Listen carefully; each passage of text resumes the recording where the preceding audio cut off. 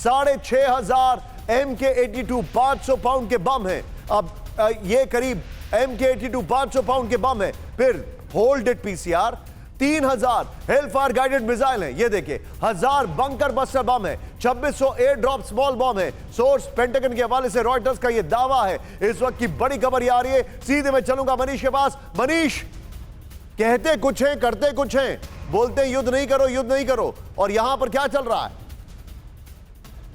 जी हाँ, बिल्कुल। देखिए, अगर आप पिछले 8-9 महीने का रिकॉर्ड देखें तो अमेरिका ने यही किया। वो कहते हैं कि हम मिडिल ईस्ट में युद्ध नहीं चाहते हैं, वो कहते हैं कि गाजा में इजरायली एक्शन के वो सपोर्ट में नहीं है, लेकिन लगातार उन्होंने प्रत्यक्ष और अप्रत्यक्ष तरीके से उन्हें मदद दी, और खास करके हथियारों के जरिए। कल ही उन्होंने एक बड़ा शिपमेंट जो है 500 किलो के बम का जारी किया था, और उसके बाद अब हजारों की संख्या में महाबम उन्होंने यहाँ पर जारी किए हैं। ऐसी स्थिति में हिजबुल्ला हो, ईरान हो, या फिर इन रेसिस्टेंस फोर्स का ये मानना है कि एक बार जब इजराइल और लेबनान के बीच की लड़ाई होगी तो वैसे में अमेरिका डायरेक्ट इंटरवीन करेगा, और इसीलिए लेबनान, यमन, ईरान, इन सब ने यही सोचकर तैयारी की है कि आने वाले दिनों में एक बार फिर अमेरिका कहेगा कुछ, करेगा कुछ, और उसी हिसाब से बिल्कुल ठीक कह रहे हैं। एक बार कैंप 4 पर आइएगा।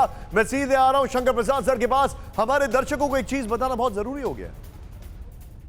अमेरिका का हाल कॉलेज के उस लड़के की तरह हो गया है जिसके एक हाथ में गुलाब होता है और दूसरे हाथ में किसी और का हाथ होता है, क्योंकि इनके एक हाथ में व्हाइट गुलाब है और दूसरे हाथ में इनके छुरा है। इस वक्त की बड़ी खबर एक और आ रही है, ब्रेक करिए। वर्ल्ड वॉर 3 में बदल सकती है हिजबुल्लाह से जंग, यह अमेरिका का एक और रूप है। ब्रेक करिए जरा। हिजबुल्लाह जंग में रूस ईरान की हो सकती है एंट्री। ब्रेक करिए।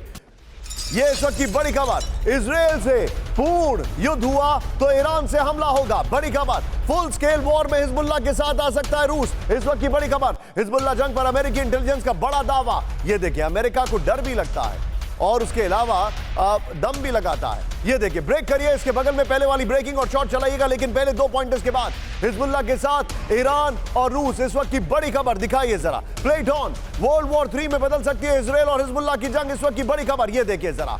आप इसी ग्राफिक्स को दिखाइए। ये देखिए, इजराइल से पूर्ण युद्ध हुआ तो ईरान कर सकता है हमला। बड़ी खबर। फुल स्केल वॉर में हिजबुल्लाह के साथ आ सकता है रूस। बड़ी खबर। हूती को एंटी शिप क्रूज मिसाइल देने की तैयारी में रूस। सऊदी क्राउन प्रिंस मोहम्मद बिन सलमान के हस्तक्षेप पर रुका मिसाइल शिपमेंट। ये यूएस इंटेलिजेंस का दावा। इस सब के बीच में एक और बड़ी खबर। मनीष के वो सहयोगी, मनीष के सहयोगी तो नहीं, लेकिन हाँ पुतिन के सहयोगी और मनीष ने जिनका इंटरव्यू लिया था, स्टैंड करेक्टेड कैंप 4 पर बड़ी खबर। सीधे आइए। हिजबुल्लाह को हथियार दे पुतिन। इस वक्त की बड़ी खबर। हूती को मिले रूस की मिसाइलें। बड़ी खबर। पुतिन के सहयोगी अलेक्जेंडर दुगिन की मांग। ब्रेकिंग और shot.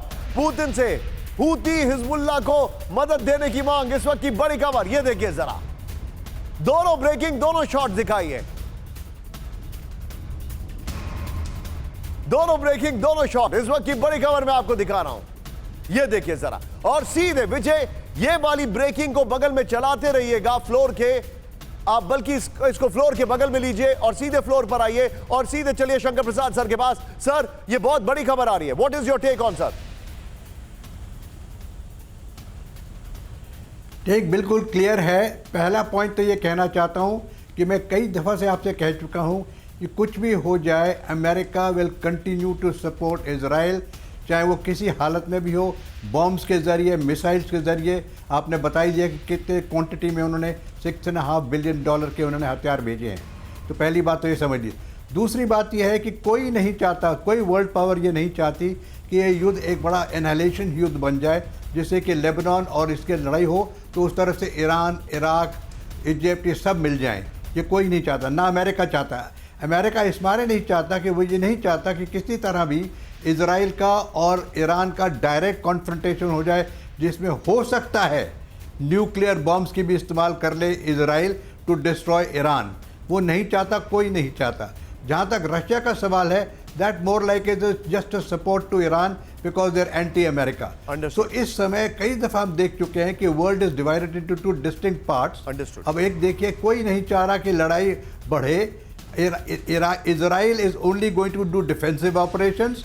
They will continue to engage all around them, चाहे यमन हो, चाहे लेबनान हो, अगर ज़रूरत पड़ी चाहे इजिप्ट हो, सब जगह फायर पावर से उनको डाउन करेगा। और जितना हथियार आप देख रहे हैं रशिया अमेरिका से आ रहा है, वो सब बॉम्ब्स हैं।